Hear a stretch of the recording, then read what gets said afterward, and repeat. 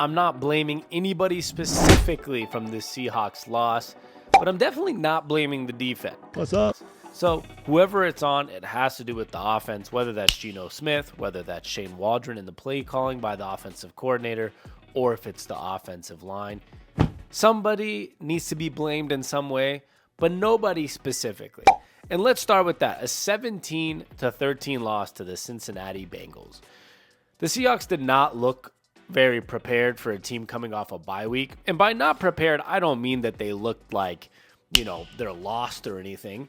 But for an offense that's supposed to be really good and a extremely powerful offense in this league, to score 13 points off a bye week is pretty bad. And we'll start with the red zone issues. The red zone issues. 5 red zone trips for 10 points. The other 3 points we had was a 55-yard field goal by Jason Myers. So in the red zone, 10 points off 5 trips. That means there was a touchdown and a field goal. And that means 3 times there was no points. And those 3 times were an interception by Geno Smith. It was on the 5-yard line or something like that. And the other situation was 2 fourth downs. One of them being the last play, essentially, of the Seahawks side of the game, getting sacked. So 2 sacks on a 4th down and 1 interception. That's pretty bad. So 5 red zone trips, 10 points, which is a field goal and a touchdown. Nothing happens in the red zone 3 times. Very bad. Now, the Seahawks, this is not the worst situation ever, right? We're not talking about a team that had their worst game ever and we should be looking at it as a collapse. I think I've mentioned this before this week, and I've definitely mentioned it many times on my channel, which is sometimes in the NFL you're going to lose games, and there's certain games on the schedule that people look at, whether it's before the season, despite how either team's playing. I don't care that Cincinnati was 2-3. They've had bad starts in September for 2-3 years out of the 4 years of Joe Burrow. It happens. They have bad starts, and they always get good in October, November, and start winning, and they got good last week, and they're going to be fine this week, and they're going to be fine moving forward. So it's not an awful loss to the Bengals. Before the season, I looked in Cincinnati. The only reason it didn't look as bad is because it was coming off a bye week. But I was looking at in Cincinnati, a Sunday morning game, that could be one of those you chalk down as a loss. Now, it makes it worse, hypothetically, because the way the season's gone, you lost that game to the Rams that you shouldn't have lost. Now, we might have won one that we shouldn't have won in Detroit. Detroit's the best record in the league, or tied for the best record in the league at 5-1. We're the only loss, and we beat them on the road for us, at home for them. But regardless of it all, the Seahawks should be 4-1 probably. They probably shouldn't have lost to the Rams or won this game, one of the two. And it feels like that's the biggest issue with this season right now, is that we've won some games, maybe like the one at Detroit where you wouldn't expect to go win that, but then you lose 2 games. One against the Rams where you shouldn't lose to the Rams week 1 at home. We got outplayed, outcoached, everything, whatever you want to call it. And you look at a game like today, you have a chance to win against the Bengals. You have 5 red zone trips. You only lose by 4. You have the ball with whatever it was, 1 minute left inside the 5-6 yard line. I think it was at the 6 yard line. You got to capitalize. If you have the right offensive coordinator and the right offensive personnel, which I think we do, but it's hard to say that after this moment because you should be able to score, especially considering that there was already 2 other red zone trips where you did not get any points. It shouldn't happen 3 times. It shouldn't happen more than maybe once. Some people, it never happens. You should at least get a field goal every time you're in the red zone, or at least attempt one. You should not have a pick and 2 fourth down missed conversions in the red zone in a game. So when it already happened twice, you'd expect at that last moment of the game, I was like, there's no way we don't score again or get anything. Now, we couldn't settle for a field goal, obviously, because you're down 4. But, man, it's hard to watch that team not score because that wins you a game, and all of a sudden you're 4-1. And that sounds way better. So, disappointing day. And I'll go to what I was saying. I want to start with the defense on the positive note because, I think after a loss, sometimes we just get all the negatives out of the way, right? And I just did some of them. I'm going to go back to all the negatives in a bit on this video. But right now, I'm going to go to some positives because if I told you before the year I'd be coming out of a game in Cincinnati and the problem is the offense, not the defense, I think you'd be a little surprised. Because last year, that defense, there were some flashes of it being good, and we obviously had flashes of players like Tariq Woolen becoming a really high-end corner. And you had just, we know we had Quandre Diggs back there. And we know we have some other young pieces, but there was a lot of gaps in that defense.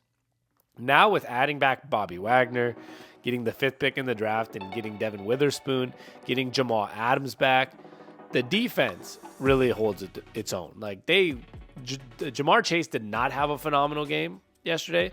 It was the second time in his career that he was held under 50% completion. I think he was targeted 13 times, ended up with 6 catches for 30-something yards, if I'm not mistaken. I have the box score in front of me, so I could, simply just check. He was held to 80 yards. 6 catches for 80 yards, but it was 13 targets, 6 catches. It was the second time in his career where he's been held under 50% completion. So they did a good job. In the second half, both offenses were kind of dead. The Seahawks defense held Joe Burrow to 185 yards passing at home. That's very impressive. And there's 2 pieces to this defense. I've talked about Bobby Wagner in a lot of videos. We know Tariq Woolen's a good young star emerging in this league. But there's 2 guys I really wanted to talk about. One being Devin Witherspoon. Devin Witherspoon, today, whatever you're listening to this video. 14 yards allowed, 2 forced incompletions, and he only allowed a 64.6 passer rating against him. And let's go to some PFF grades. I tweeted this out on Sammy on Tap on my personal Twitter page. I tweeted that how good is Seahawks rookie cornerback Devin Witherspoon? He's one of the best corners in the league in only a handful of games in. His overall grades, this is the overall grades for PFF for corners. Spoon is at an 84.4, which puts him at 4th overall in the entire NFL for corners. And remember, we've played 5 games. He missed 1. That's 4 games into his career. His pass rush grades for corners, which we've seen him make some big plays coming off the edge, blitzing, whatever. His pass rush grade for corners is number 1 overall at 92.3. 4th overall in the whole league in total is crazy for a rookie. And being number 1 in pass rush for corners in the NFL as a rookie 4 games into your career is insane. That's why it's nuts, like how good he is. And yes, that's why he was a 5th pick in the draft. And that's why, I've mentioned this on another video. It's now you can start saying it's okay we didn't take Jalen Carter. I know that it'd be nice. He looks great too, but I get it, right? When Witherspoon didn't play week 1 and you saw what Jalen Carter was doing, you're like, shit, how'd they not take Jalen Carter? But now you get it, right? Like, you can make argument for both, but there's a reason now. You see it. He could be the best corner in the league in a year or 2, and he might end up with the best corner grade, defensive PFF grade this year. So he's that good. And with Tariq Woolen on those 2 sides, and then yesterday Trey Brown had the best defensive grade out of anybody for the Seahawks on PFF. Trey Brown was phenomenal with an interception, played great football. Woo! Trey Brown, Devin Witherspoon, Tariq Woolen. There's a lot of good things happening on that Seahawks defense, young people-wise. And then you add in the veteran, Jamal Adams, yesterday. We saw against the Giants it was a flash in the pan, right? It was a quick 5 minutes of action. I think he played 9 snaps, and it was over. He had his concussion. But there was that Earl Thomas, Cam Chancellor-like moments where you're just like, oh, there's Jamal Adams. Oh, my God, look at that tackle. Oh, look at him blitzing, and he almost got the quarterback. It's a lot of almost look at that, but that's who Jamal Adams is. He's the jack of all trades, the Swiss Army knife that does everything for the Seahawks, and he did that for those first 9 plays against the Giants, but then he did it yesterday against the Bengals. I also tweeted this out. His PFF grades were phenomenal. Like, he's all around good. The only one that wasn't great is his coverage, which is in the yellow grade. It's like red, yellow, green, and then blue is like excellent. He was in, I believe, the green for everything except for coverages. His coverage is at 63, which is not awful he's not a corner. But his rush D, 75 grade. Tackling, 78. Pass rush is 88.3, which is extremely high. It's close to like the Devin Witherspoon number. Overall defensive grade, 74.1. You saw it yesterday. He was all over the place again. That's the Jamal Adams that the Seahawks paid. And that's the Jamal Adams that is exciting to see play for the Seahawks. And I couldn't be happier to see how he is back, looking healthy, looking young. And overall, what I just said, the sentence before that was looking healthy. He's healthy, and that's the big thing. I'm glad he came out healthy, and I hope he stays healthy. And if you have that guy on your defense and everybody else is healthy moving forward, this defense is going to get really good by the end of the season. You're already seeing it now, as long as the offense can keep up with that. On the other side, for offense, Zach Charbonnet is fine. Kenneth Walker's great. DK Metcalf, Tyler Lockett are great, except for DK's bonehead plays.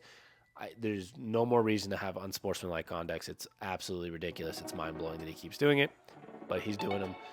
The Seahawks need to talk to him about it. But overall, everything's great for the Seahawks, with the exception of, on the offensive side, rookie-wise, Jackson Smith-Njigba has not – this was his best game. He had a couple catches. He was looking decent. So I'm not even saying this in a super negative way. But Jackson Smith-Njigba, he had 4 catches for 48 yards with 5 targets. That was his best game yet. But, he still hasn't caught a touchdown. He's still not looking as – we thought he was going to be crazy dynamic for this offense. Jake Bobo was another rookie that undrafted. That's kind of crazy. 4.99 940. He was running it in the rain at like a pro day. So everyone says that's so inaccurate, but that's what it was. He had another 2 catches, 43 yards. And I thought this was nuts. And I had to add this in. There's only 23 snaps in the game. So I'm not overreacting. It's just really cool to see this for Jake Bobo. He had the second best PFF grade on the Seahawks offense yesterday. Anthony Bradford, the right guard, was at 85, which was surprising because the rest of the offensive line was in the 50s in the PFF grades. That's why it was so bad. But the second best offensive grade was wide receiver Jake Bobo with an 80.2. And the next after that was Tyler Lockett at 72.1. So eight points better than Tyler Lockett. Jake Bobo, when he's getting on the field, he's doing good things. And it's pretty crazy to see, and I just wanted to throw that in there. That's another rookie that looks good. And I know Jackson Smith-Njigba, when he's getting the ball, he looks good too. It's all shaping out the right way. We got a lot of young talent, a lot of good things. So do not overreact to this loss. As I mentioned early in the video, you lose games in the NFL. And sometimes, if you go look at a schedule, before the season, I said 10-7 was this team's going to be 10-7. Now, I didn't mark that Rams one as a loss. But I did mark the Detroit one as a loss, I believe, and it ended up being a win. There's games in Baltimore and in Cincinnati that sometimes you just mark down as losses. Or one of the 2 49ers games. We go 49ers, Cowboys, Eagles, 49ers. You're going to lose a game or two somewhere in that mix because there's so many good teams. Niners, Cowboys, Eagles, Niners, 4 weeks back to back to back to back. You're going to lose some games. So don't freak out. It's 2 losses. Okay, Arizona Cardinals coming up next week. That could be a win. It should be a win. At least should be a win. That's even a better way to put it. So do not freak out. Do not overreact. It is a loss. There are things we need to fix. Charles Cross was coming off his first week back from injury. Did not look phenomenal. The offensive line in general is bad.